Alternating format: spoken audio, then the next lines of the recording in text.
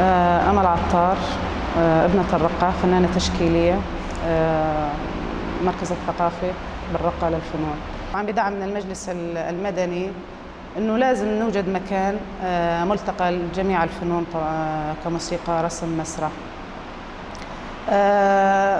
توفقنا بهذا المكان. طبعا هو مركز ثقافي مصغر، يعني ما هو متكامل يعني وما يخدم 100% يعني، لكن برغم الظروف يعني ودمار الرقة يعني قدرنا ننجز ونساوي شيء اسمه مركز ثقافي. طبعا احنا بعد ما اسسنا المركز وصار عندنا صالة الفن التشكيلي، اليوم احنا صار مطلوب منا انه نتواصل مع الفنانين التشكيليين الموجودين بالرقة، دعوتهم انه يجون يعرضون بصالة الفن التشكيلي رغم انه امكانياتها القليلة، لكن اليوم برغم كل الظروف اللي احنا نمر بيها والمكان، يعني لازم احنا نثبت وجودنا كفنانين. دائما اللوحة هي التي تجمل المكان وليس المكان يجمل اللوحة. اليوم طبعا الفن التشكيلي ما بعد التحرير صار في عنده أريحية أكثر بالتعبير باللوحات. اليوم بعدنا فنانين جرأوا انه يعبرون عن الوضع السوري بلوحاتهم بشكل مريح جدا، لوحات تعبيرية مرمزة. بعدنا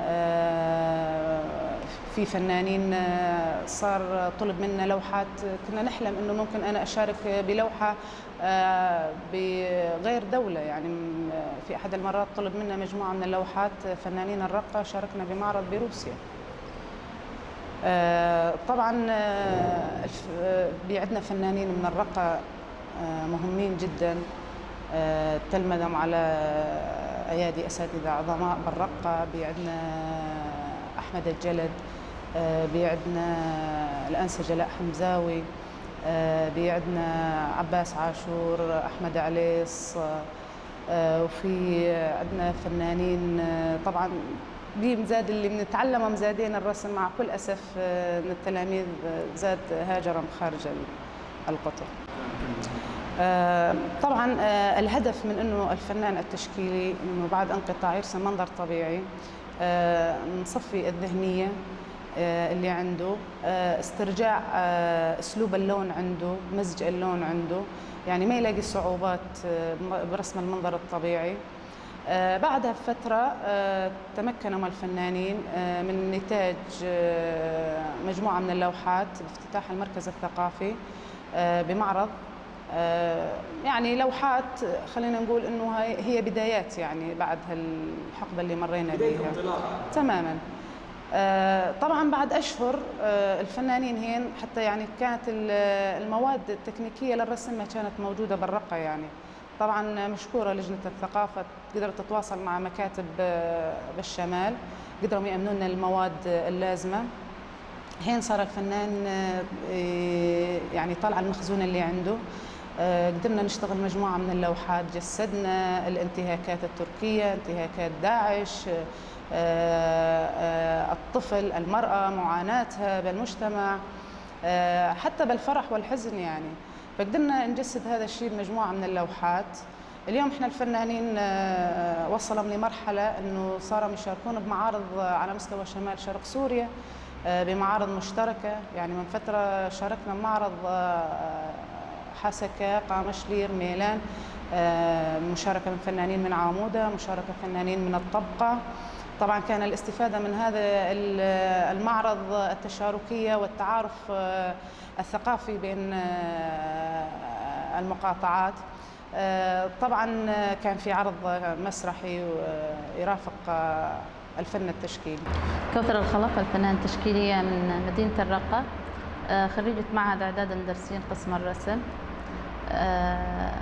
طبعا رسمت أولي قديما وشاركت معارض، فقطعت فترة من الزمن بشكل يعني من وراء الأحداث والمشاكل اللي صارت على سوريا بشكل عام وخاصة الرقة بشكل خاص. فلما تحررت الرقة بنينا من جديد، يعني انه رجع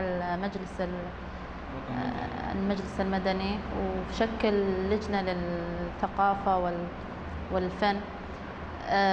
فسمعت انه رجع من اول وجديد المركز الثقافي وهاي، فجيت قدمت اوراقي فاستقبلوني طبعا هنا بالنسبة لمدينة الرقة الجهة الراعية هي لجنة الثقافة والآثار، هي اللي مستلمة وهي اللي متبنيتنا وهي اللي تأمن لنا كل شيء محتاجينه.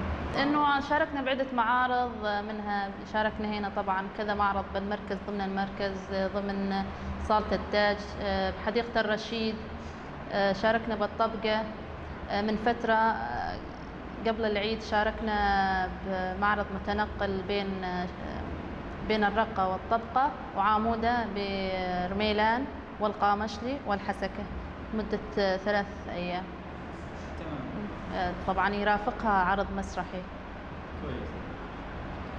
طبعا هنا أهل الرقة يعني تعرف إنه يعني يهتمون أكثر شيء بالزراعة وهاي، ف يعني اهتمامهم بالفن يعني ضعيف، اما لما يشوفون اعمالنا وهاي يتفاجئون انه في عندنا هيك يعني ناس ترسم وهيك مهتمه، يعني يتفاجئون وبالعكس يفرحون. يعني انا خلال مجتمعي طبعا يعني ما اعرف انه مجتمع غير، بس مجتمعي يعني يبتهرون انه هذا رسمك، هذا ما شاء الله، يعني هيك يشجعوني اكثر.